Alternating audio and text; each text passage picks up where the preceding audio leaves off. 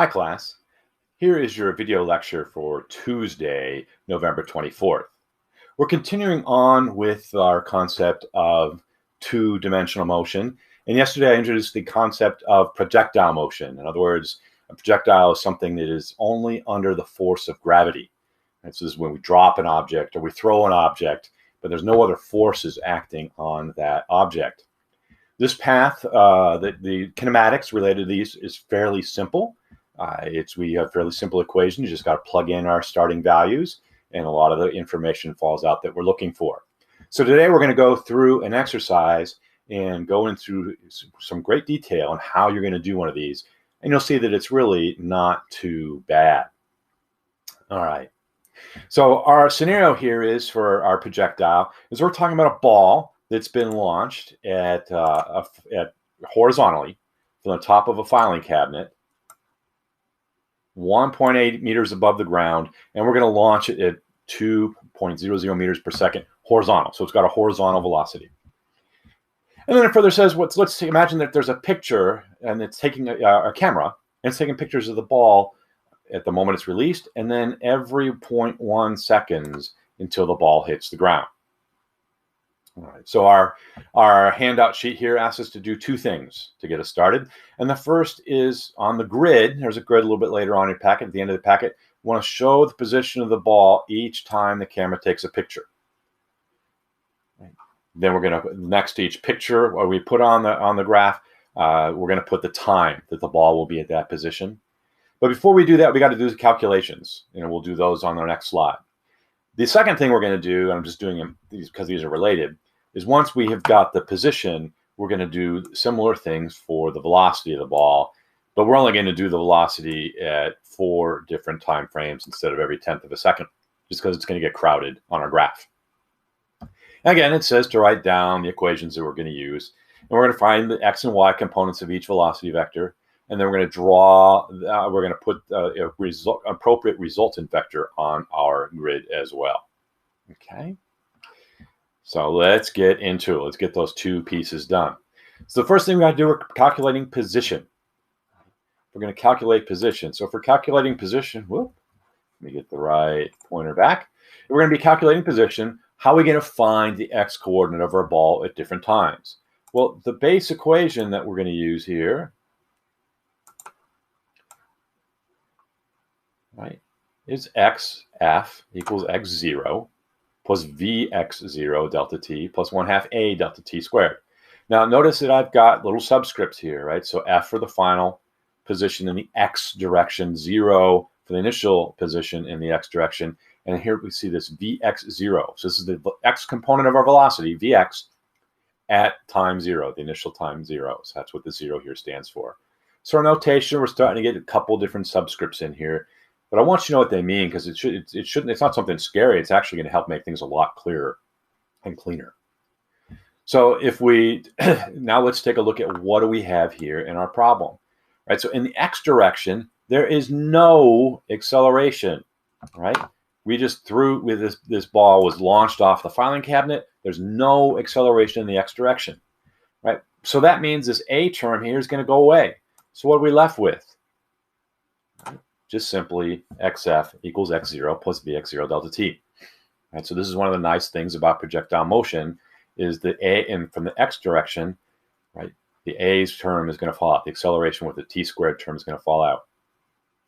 Now we're doing it this way because if you remember, when we're looking at the motion of something in 2 dimensions, the motions in the vertical dimension are different, are independent from the motion in the horizontal plane, the x plane. So when we can separate these equations out, then we can solve the whole thing independently and kind of put it back together at the end. And that's what we're going to do here next. So we're going to do the similar kind of thing. For the y coordinate, right, what do we start with? We start with that same equation, except here every time I had an x in the top one, I've replaced it with a y.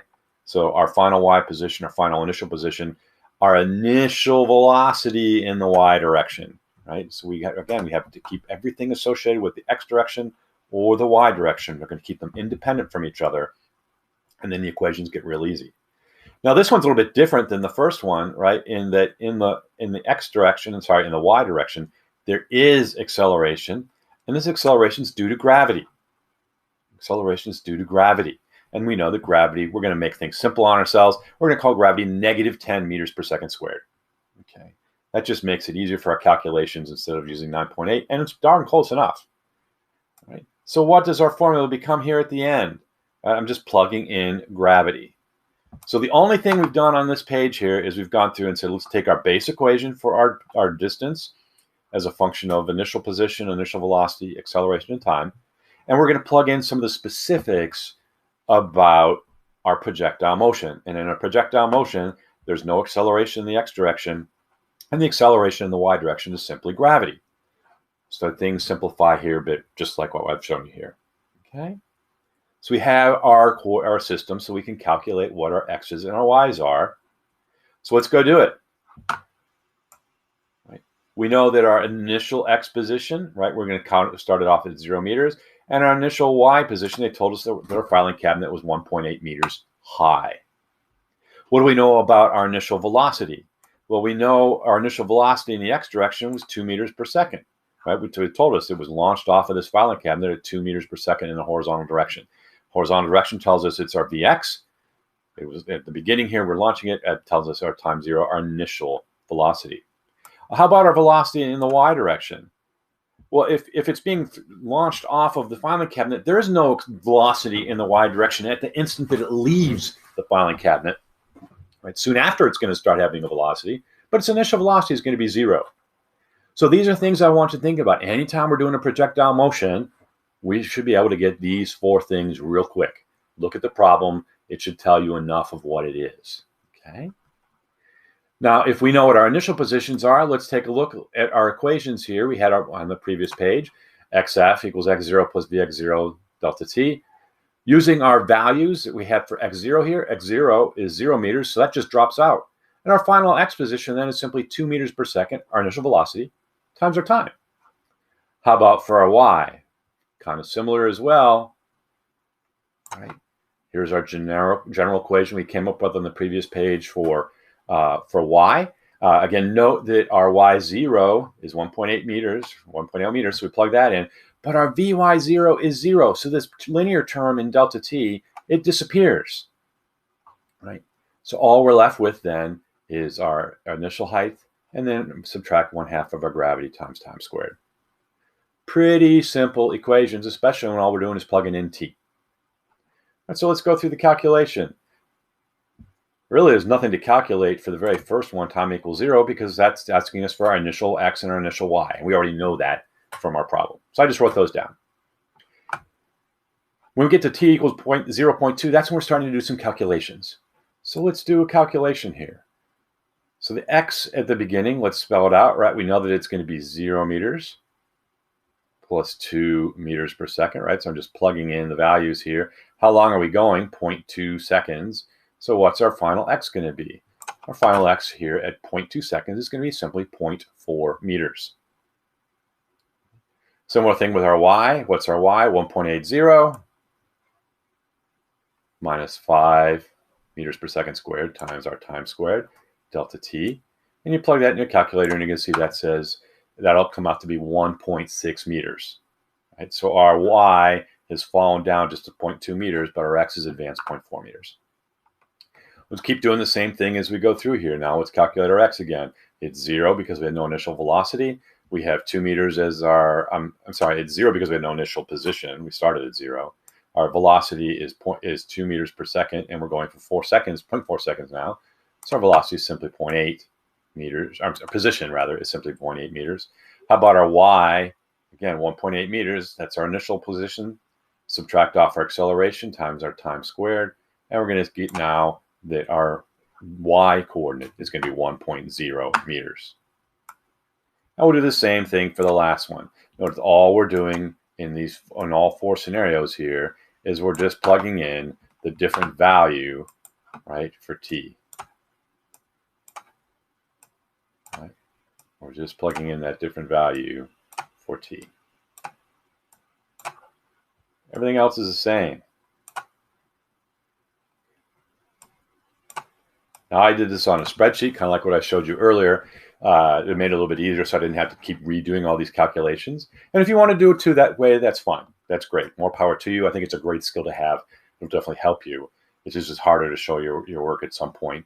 But that should not be a reason to stop you. I really want you to encourage you to use spreadsheets.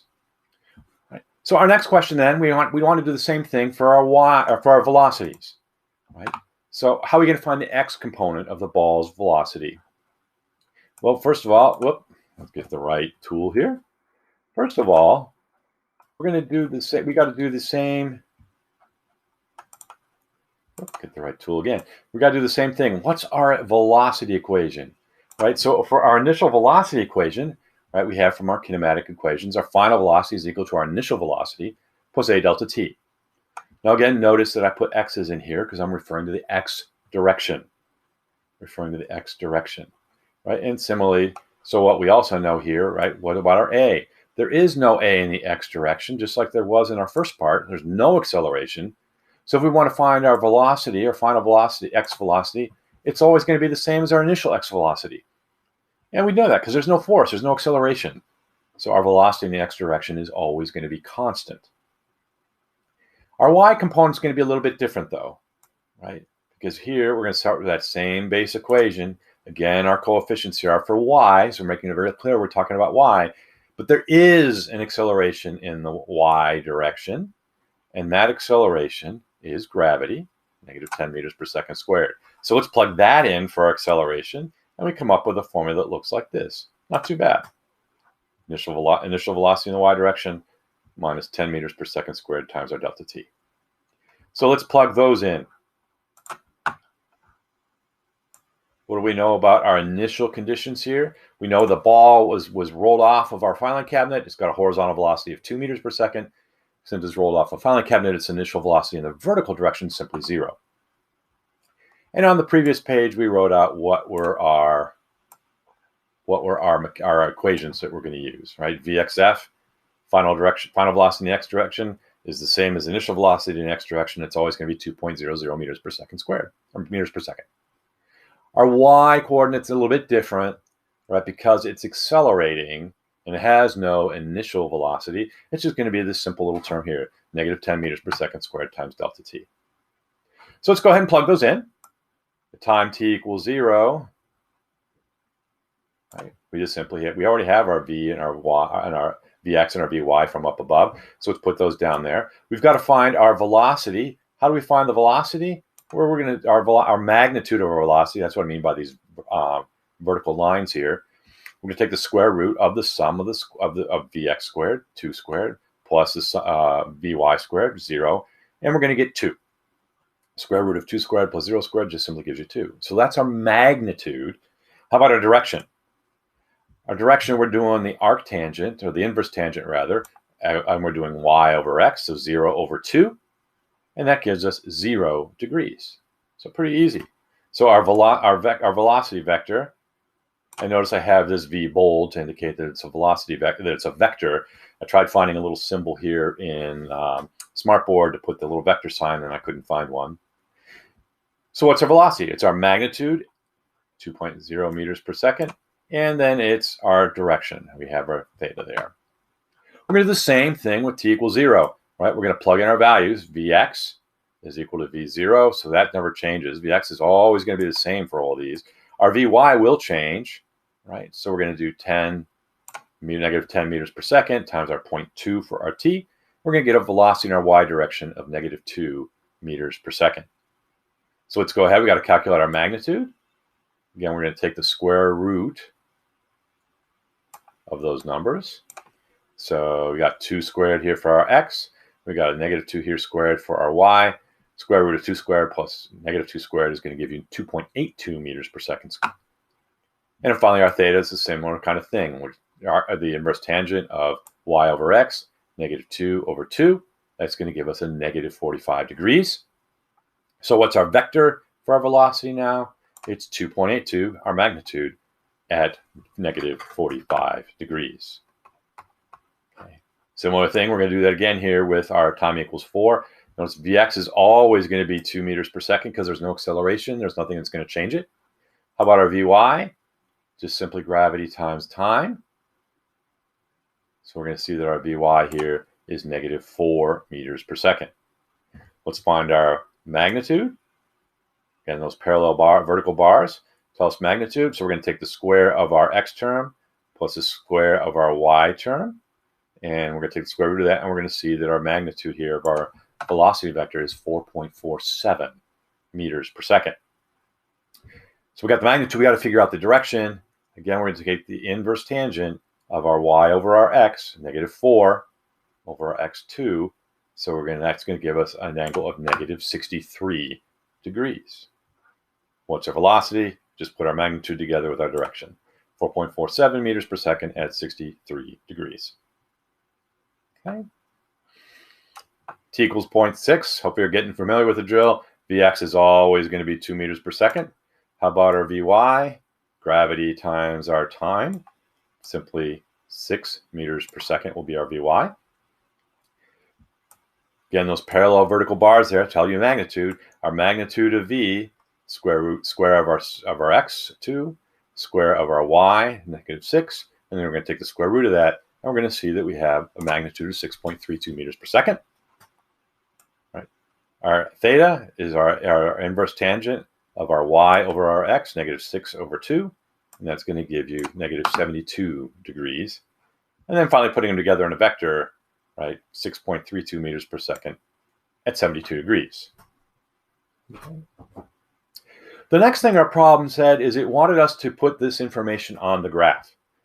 This I've gone ahead and just created the table from what we did above. So I've taken for the 0 to 0.2, 0.4, 0.6. All I did was copy from our calculations what we did up there. Right, we got 0 meters and 1.8 meters, and we can go back 2 slides and we can see that at time equals 0 is 0, 1.8.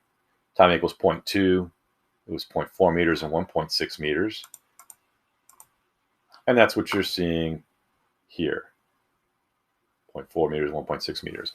And then I went through and I copied down the information from above as well for our velocities.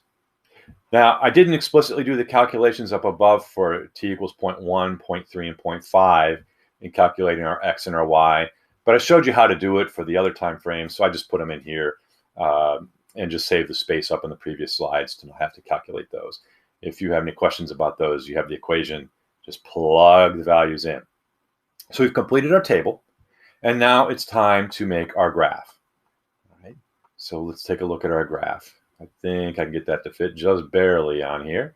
Right, so we're going to plot our positions. So at the beginning here, I didn't put a t equals 0 here. So t equals 0, right, our height is 1.8. Right, we're on top of our filing cabinet. Our position in our x direction is 0. Right, so we're just leaving the top of our filing cabinet. And then I'm using the information in this table here, our x and y at a given point in time. So at 1 second, where were we at? 0.2 and 1.75, and there it is on your graph. 0.3, I'm sorry, 0.2, where are you at? 0.4 meters. There we go. If you notice here, each one of these is going 1/10 of a meter, so we've moved over to 0.4 meters. Right, and we have a height of 1.6. So all I've done is gone ahead and graphed these x, y's. So at a given time, where's our x, where's our y? And you'll see it gives you the nice little parabola that we were expecting. Right, it gives you a nice little parabola here as we're expecting. Now, the next question, it told us it wanted us to graph the velocity vectors on here. Well, we know what our vectors are, right? We've figured out our x's, our y components of them. We know what our magnitude is, and we know what the angles are. So because it's nice and easy with it, we have the x and y components. All I did is I took this first vector at time equals 0.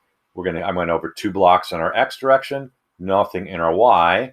So what does that tell us? That means we have a magnitude of 2, and our direction is 0. Yeah, real easy to see. Went down to the 0.2 seconds again. Went down 2, went to the right 2, went down 2. We know that's going to be a 45-degree angle. And I just took that vector and put it on here. You'll see that this vector goes down 2 and over 2. And we know that that angle is 45 degrees.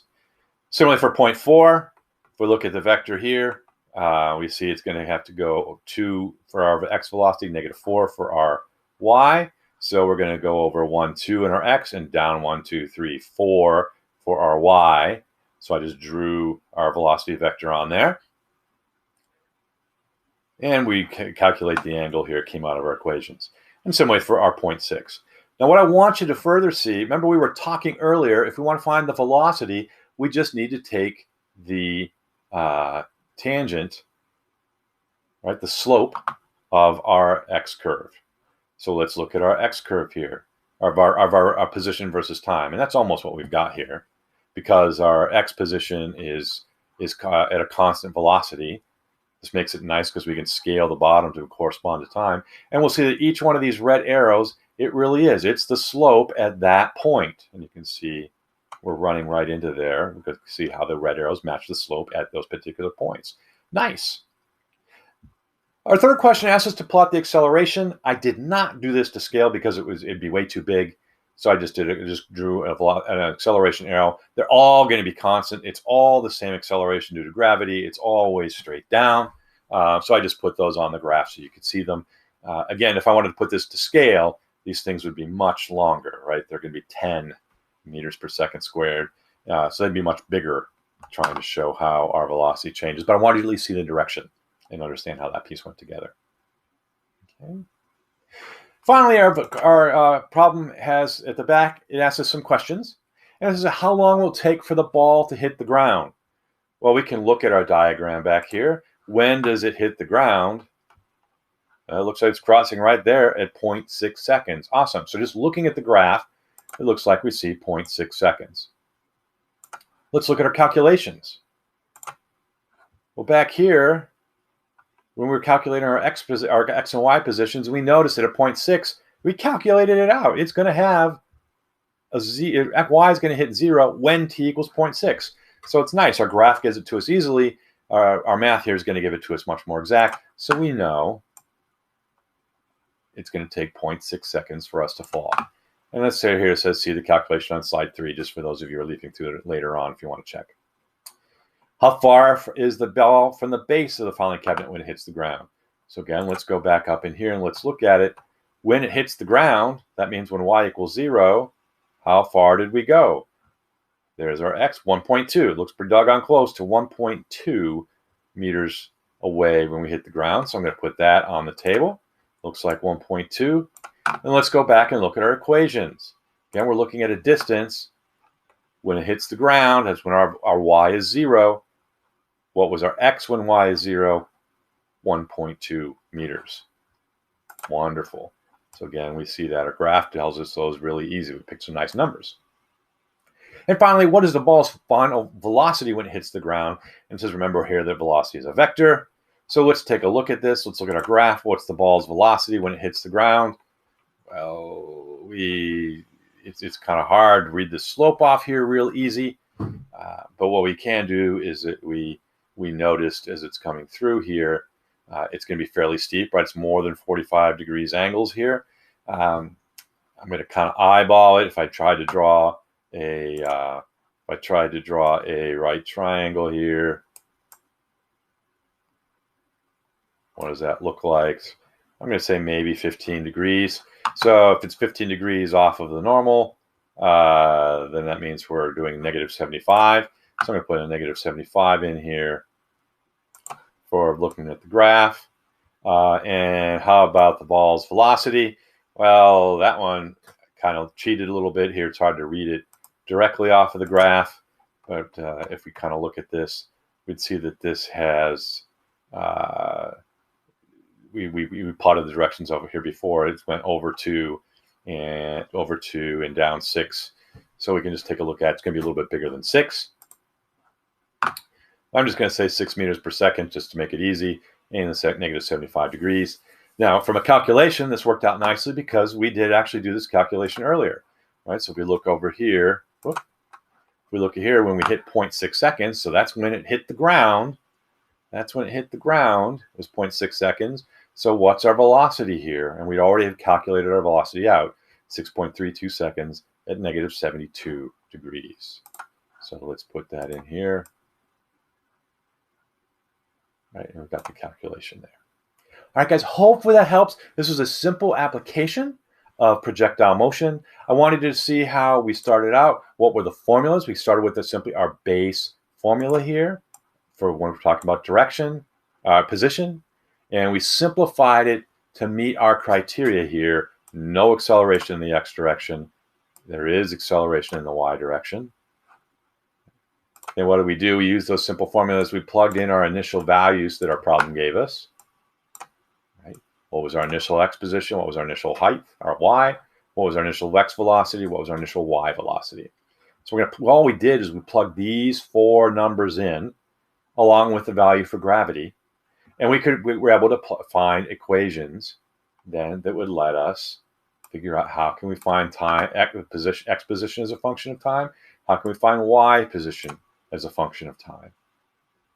Easy peasy. The only difference we're going to see here in any projectile motion problem, these 4 here that I've circled at the top, well, let's do this. These 4 at the top, those are the only ones that are going to change, right? And we could do the same problem. All you do is plug those in the appropriate places, and the math falls out, and you're going to have what you're looking for. Okay. I'm trying to show you that this is really pretty easy. This is really pretty easy. It's just change the value of these 4 variables to match what the problem gives you, and away you go. Okay. Similarly, when we're talking about the velocities, again, we're going to be given our initial velocities. Right? We were given that.